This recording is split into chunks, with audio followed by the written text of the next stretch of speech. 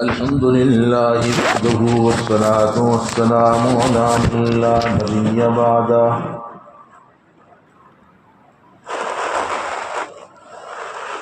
أعوذ بالله من الشيطان الرجيم بسم الله الرحمن الرحيم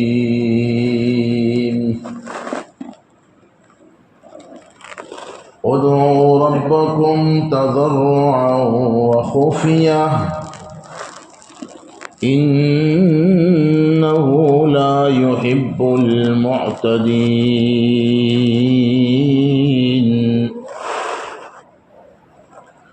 صدق الله مولانا العظيم وصدق رسوله النبي الكريم ونحن على ذلك لمن الشاهدين والشاكرين والحمد لله رب العالمين۔ اللہ تبارک و تعالی اپنے بندوں کو اپنے خزانوں سے نوازنا چاہتے ہیں۔ قرآن کریم میں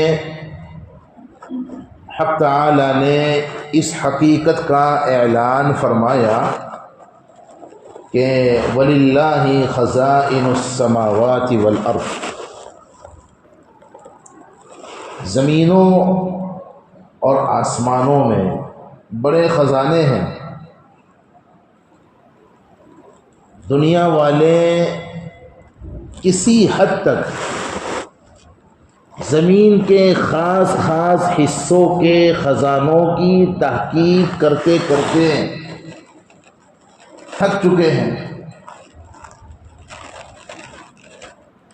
لیکن زمین کے کسی ایک خزانے کے ایک حصے کو بھی کامل اور مکمل طور پر دریافت نہیں کر سکے۔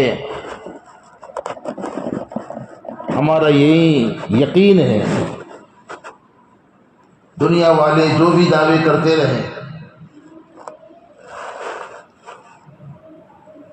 زمینوں میں بھی خزانے ہیں، سمندروں میں بھی خزانے ہیں، اور آسمانوں میں بھی خزانے ہیں۔ یہ سارے خزانے کس کے لیے ہیں؟ اللہ کے لیے نہیں ہیں، اللہ کو اس کی ضرورت نہیں ہے۔ اللہ تبارک و تعالی ان خزانوں کا مالک ہے۔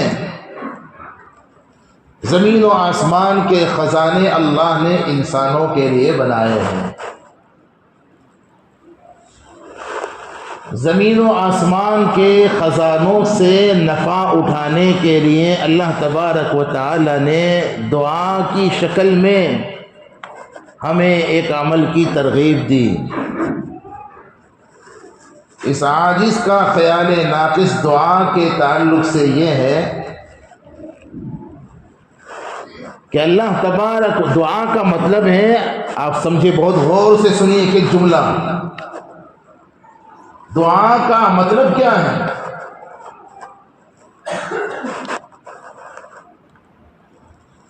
اللہ تبارک و تعالی کے وسیع خزانوں سے لینے کا طریقہ یا لینے کا جو عمل ہے اس کا نام ہے دعا۔ اگر دعا کا ڈھنگ آ جائے نا تو پھر وہ دینے میں دیر نہیں کرتا۔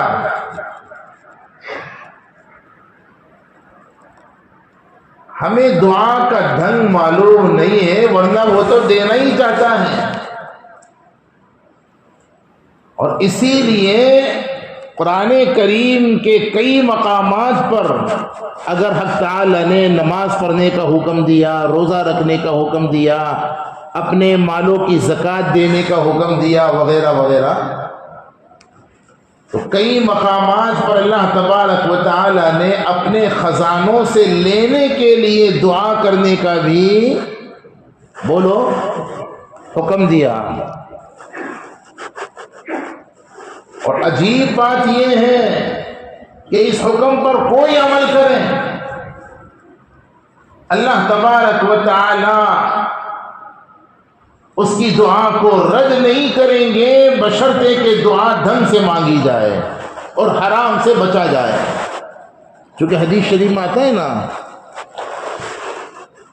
ہمارے آقا فرماتے ہیں کہ اگر خدا نہ کرے کسی کا کھانا پینا حرام ہو، کسی کی آمدنی انکم کے جو ذرائع ہیں، اسباب ہیں، اگر وہ حرام کے ہیں، ناجائز ہے، غیر شرعی ہے، تو پھر ایسا بندہ کتنا ہی گر گرا کر دعا مانگے اس کی دعا قبول نہیں. یہ حدیث شریف پہ ہے، قبول نہیں ہوگی. لیکن اگر حرام خور نہیں ہے تو چاہے گنہگار ہی کیوں نہ ہو، بلکہ بے ایمان ہی کیوں نہ ہو، دعا کی قبولیت کے لیے ایمان بھی شرط نہیں ہے. آپ کو تعجب ہوگا، لیکن اللہ کے فضل سے ہم قرآن سے آپ کو بتلا رہے ہیں، اور وہی بیان معتبر ہے جو قرآن و سنت کی روشنی میں ہو. ہر کس و ناقص کا بیان مت سنیے.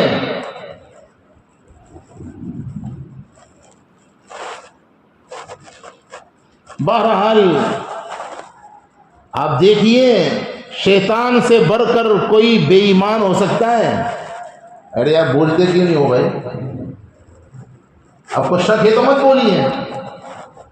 شیطان سے بڑھ کر کوئی بے ایمان ہے؟ نہ ہوگا. اس نے بھی اللہ تبارک و تعالی سے دعا مانگی تھی اور اللہ تبارک و تعالی نے اس کی دعا کو قبول کیا ہے. قرآن میں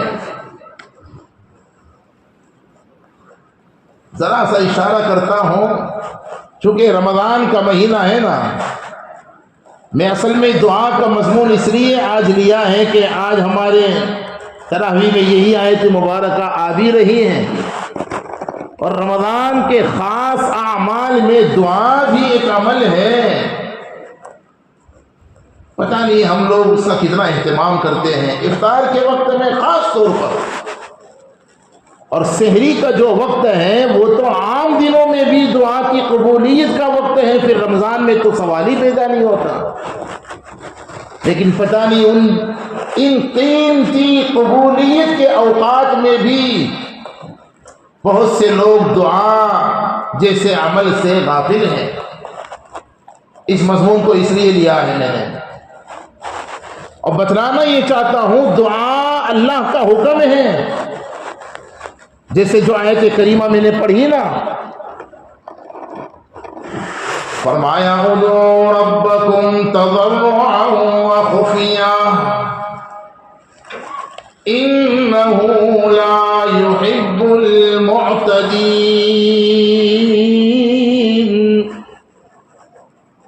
حق تعالی نے اس آیت کریمہ میں دعا مانگنے کا حکم دیا. ایک اور مقام پہ ارشاد فرمایا وقال ربكم ادعوني استجب لكم ان الذين يستكبرون عن عبادتي سيدخلون جهنم داخرين.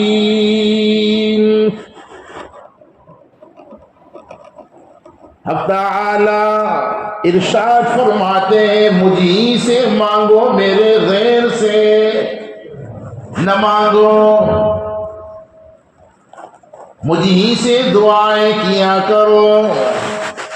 وعدہ فرمایا جو وعدہ کسی زمانے میں نبیوں اور رسولوں سے کیا تھا، وہ وعدہ رب کریم نے ہم سے بھی فرمایا ادعونی استجب لکم، مجھ سے دعائیں مانگو، میں تمہاری دعاؤں کو قبول کروں گا۔ استجب لکم، اور آگے کیا فرمایا؟ کمال کی بات فرما دی۔ دیکھو نا، کوئی کتنا ہی بڑا ہو اور بظاہر کتنا ہی سخی ہو اور بظاہر کتنا ہی اچھا ہو اور بظاہر کتنا ہی لوگوں میں یہاں وہاں خرچ کرتا ہو، ایک مرتبہ مانگو شاید دے گا خوشی خوشی، 2 مرتبہ مانگو، رمضان ہی میں ہر جمعہ کو اگر اس کے پاس ڈاکٹر ندیم تقاضا لے کر جائے، حافظ سعید جائے، کوئی اور جائے، سمجھے نا، کتنی مرتبہ ایک ہی مہینے میں 4-5 مرتبہ اگر تقاضا، حالانکہ آپ اپنے لیے نہیں جا رہے ہیں، پہلی مرتبہ مسجد علی کے لیے گئے تو دوسری مرتبہ محمدی مسجد کے لیے گئے تو تیسری مرتبہ کسی ادارے کے لیے گئے تو چوتھی مرتبہ کسی اور نیک کام کے لیے گئے۔ آپ ایمانداری سے ایک بندہ ڈھونڈ کر کے بتلائیے، ایک مہینے میں 4 تقاضے لے کر کے جائے اور چاروں مرتبہ خوشی خوشی آپ کے تقاضوں کو وہ پورا کر دے۔ مجھے تو ایسا بندہ شاید ملا نہیں ہے، آپ کو پتہ نہیں ملا ہوگا۔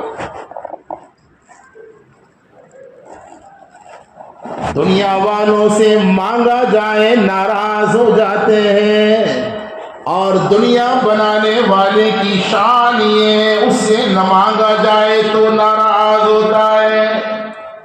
یہ قرآن ہے بھائی، اور مانگنے والا نافرمان بھی اگر ہو نا تو وہ اس کی دعا کو اتنے آسانی سے رد نہیں کرتا۔ بہت شاندار یہ آیت ہے، تفسیر کا تو موقع نہیں ہے، وقت تو ختم ہو گیا بھائی۔ میں کہہ رہا تھا مانگنے والا حرام خور نہیں ہونا چاہیے بس، باقی اگر بے عمل ہو، نافرمان ہو، بے ایمان بھی اگر ہے اور وہ اللہ سے دعا کرتا ہے تو اللہ تعالیٰ اس کی دعا کو بھی رد نہیں کرتے، قبول کرتے ہیں۔ دلیل کیا ہے؟ شیطان سے بڑھ کر کوئی بے ایمان ہے؟ ابے بولو یار، آپ کو ڈر لگ رہا ہے؟ کوئی دوستی تو نہیں ہے اس سے آپ کی؟ شیطان سے بڑھ کر تو کوئی بے ایمان ہے ہی نہیں۔ اللہ تبارک و تعالی نے اس کی نافرمانی اور اس کی برائی اور اس کی خرابی کی وجہ سے جب راندہ درجہ کیا نا، گیٹ آؤٹ کیا نا، فخرج منہا فإنک رجیم، تفصیلی واقعہ ہے، آپ کو معلوم ہے، اشارہ کافی ہے۔ حضرت آدم علیہ السلام کو جو حکم دیا تھا سجدہ کرنے کا، مانا نہیں، نافرمانی کی، تو اللہ تبارک و تعالی نے ناراض ہو کر گیٹ آؤٹ کر دیا۔ قرآن پڑھیے، صرف پڑھیے نہیں، اہل قرآن سے، اہل علم سے قرآنی تفاسیر کو سنیے، تب پتہ چلے گا کہ قرآن میں کیا کچھ موجود ہے۔ مختلف مقامات پر اس واقعے کو قرآن نے نقل کرتے ہوئے کہا کہ عین اسی وقت جب اللہ تبارک و تعالی نے شیطان کو ناراض ہو کر گیٹ آؤٹ کیا نا، عین اس وقت شیطان نے اللہ سے ایک دعا مانگی، اور قرآن کہتا ہے اللہ نے شیطان کی اس وقت کی دعا کو قبول کیا۔ کیا دعا مانگی؟ قرآن میں ہے، جب شیطان سے کہا نا فخرج منہا فإنک رجیم، نکل جا، تو مردود ہے، میری رحمت سے دور ہے۔ دیکھو مردود کسی کو مت کہیے، کسی کو مردود مت کہیے، ہم کو حق نہیں ہے۔ مردود کا مطلب اللہ کی رحمت سے دور کرنے کا ہمیں حق نہیں ہے، یہ حق صرف اللہ کو ہے۔ بات سمجھ میں آ رہی ہے؟ اپنے گھر میں ماں بہنوں کو بتلاؤ، مردود کا لفظ کسی کے لیے کبھی استعمال مت کیجئے، یہ لفظ اللہ نے شیطان کے لیے استعمال کیا تھا۔ خیر، تو عین اس وقت شیطان نے کیا دعا کی؟ قال انظرنی الی یوم یبعثون، شیطان نے کہا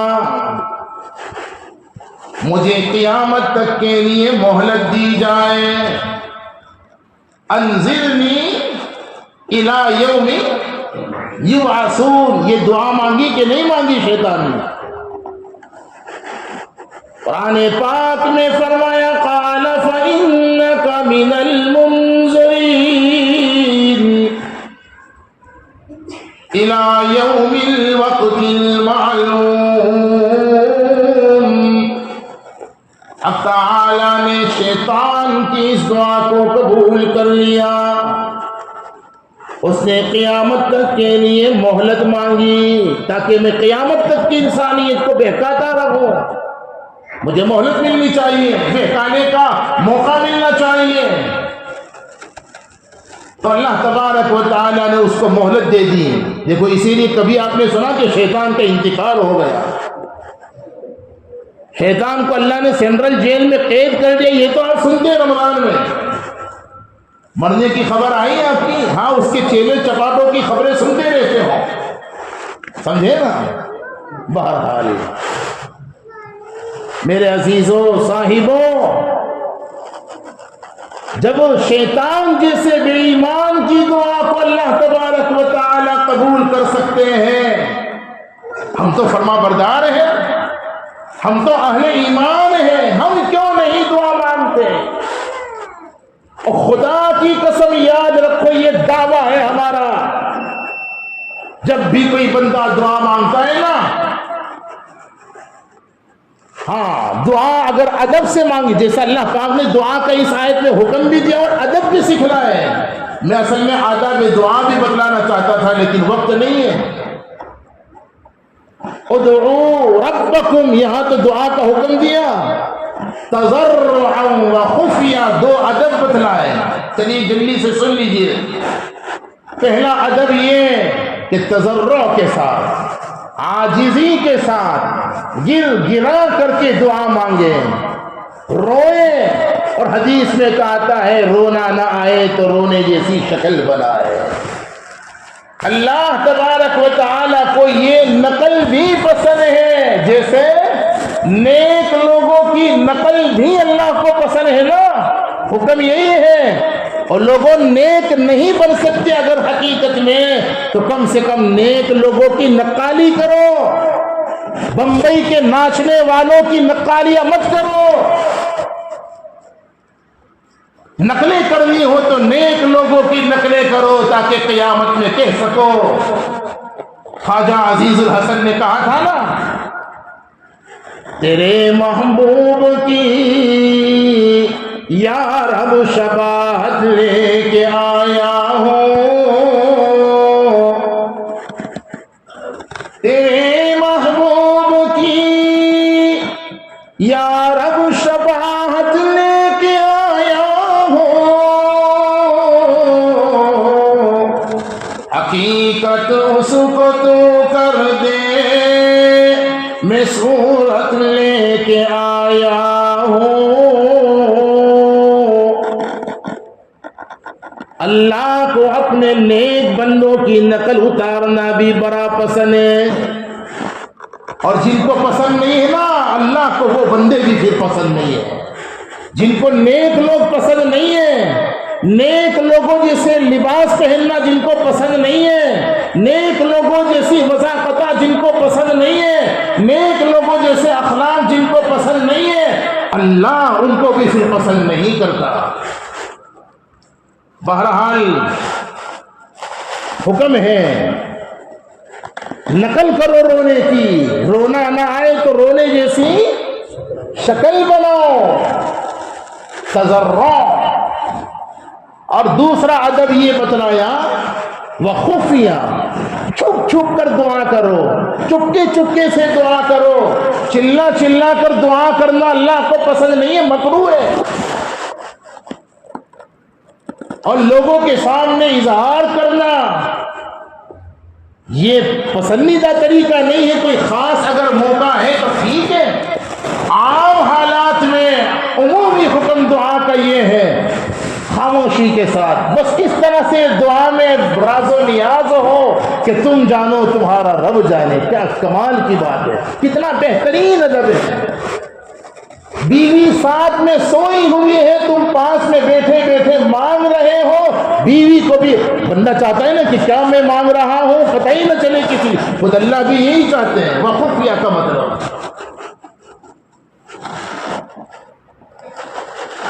حضرت زکریا علیہ السلام اللہ کے پیغمبر ہیں، ان کی دعا کا وصف جو قرآن نے بیان کیا نا وہ یہی، اذ نادى ربه نداء خفيا، نہایت خاموشی کے ساتھ رب کریم سے دعا مانگی زکریا علیہ السلام نے۔ کیا مانگی سننا ہے؟ خواہ یہ ہاں کہہ رہے ہیں ڈرتے ہوئے، بھائی سننا چاہتے ہو تو میں سناؤں 2-4 منٹ، بولو نا یار۔ حضرت مریم یا تو بھانجی تھی تقریباً، تو لمبا واقعہ ہے قرآن پاک میں، ان کی ماتحتی میں زندگی گزارتی تھی، مریم کی کفالت حضرت زکریا کرتے تھے، تو ایک مرتبہ ترتیب ایسی بنائی تھی کہ حضرت زکریا کے علاوہ کسی کو جانے کی ان کے کمرے میں اجازت نہیں تھی، ان کے کمرے میں ضرورت کا سامان پہنچاتے تھے خود ہی۔ ایک مرتبہ حضرت زکریا نے دیکھا کہ بے موسم مریم کے پاس پھل موجود ہیں، موسم کے بغیر پھل موجود، یہ حضرت مریم کی کرامت کا تذکرہ قرآن کے 30 پارے میں۔ پوچھا انا لکی ھذا، تو ہمارے شاہ صاحب رحمۃ اللہ فرماتے ہیں جب یہ پوچھا نا کہ مریم یہ پھل کہاں سے آئے، موسم تو ہے نہیں اس کا بھی، تو فرمایا کہ وہ دور حاضر کی بگڑی ہوئی کوئی خاتون نہیں تھی کہ حضرت صاحب یہ آپ کی دین ہے بس۔ انہوں نے کہا قالت هو من عند اللہ،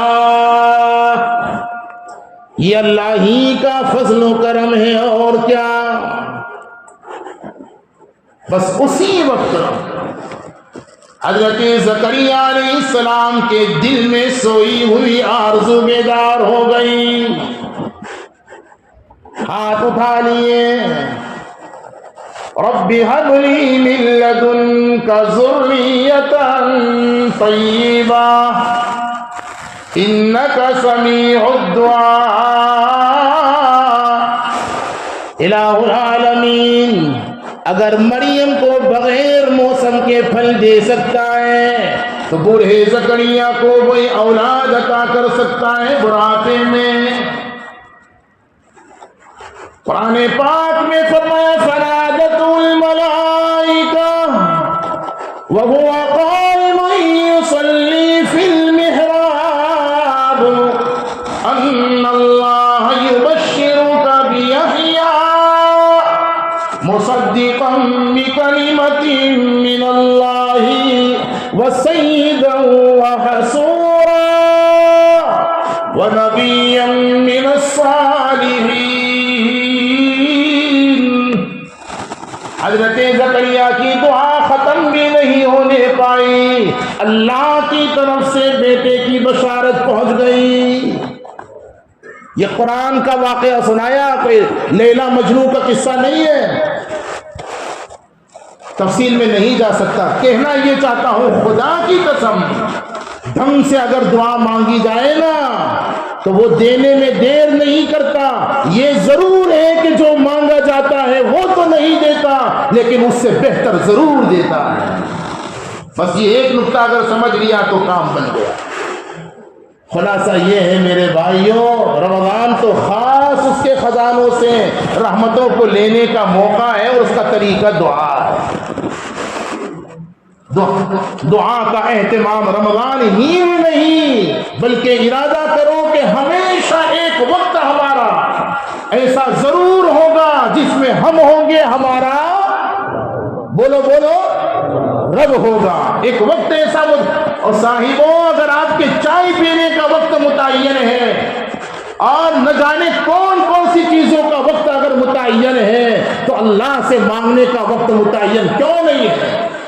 ارادہ کرو انشاءاللہ روزانہ اہتمام سے 10 منٹ سے ابتدا کیجئے، دعا ضرور کریں گے، کہو انشاءاللہ۔ اللہ تعالیٰ ہم سب کو حقائق سمجھا دے اور ڈھنگ سے دعا مانگنے والا بنائے۔ آمین وآخر دعوانا الحمدللہ رب العالمین۔